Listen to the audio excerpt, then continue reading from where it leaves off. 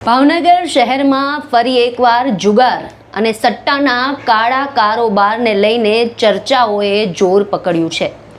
શહેરના કુંભારવાડા વિસ્તારમાં આવેલા માઢિયા રોડની શેરી નંબર 11માં ખુલ્લેઆમ ક્રિકેટ મેચ પર સટ્ટાબાજી અને વરલી મટકાના આંકડાનો ધંધો ચાલી રહ્યો હોવાના આક્ષેપ સામે આવ્યા છે।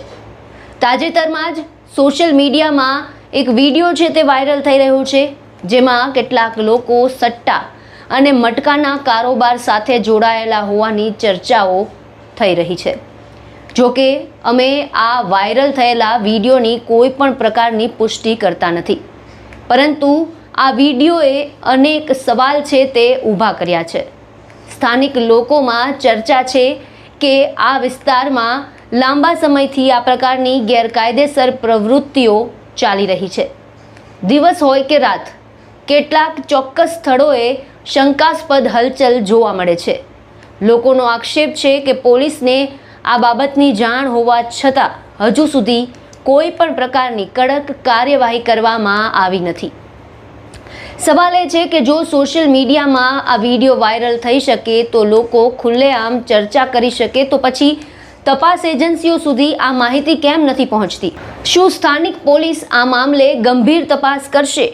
શું વાયરલ વિડીયોના આધારે સ્થળની ચકાસણી થશે?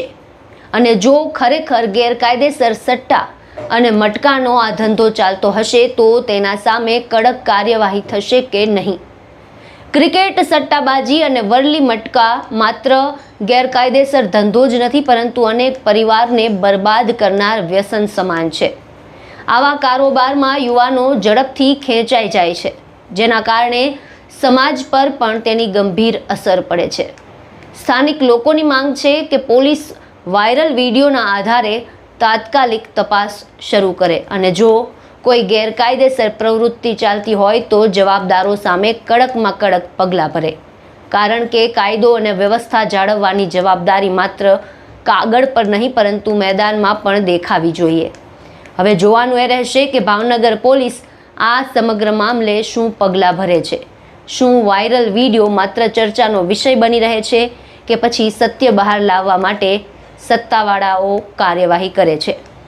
આપના શું વિચાર છે આ સમગ્ર મુદ્દાને લઈને?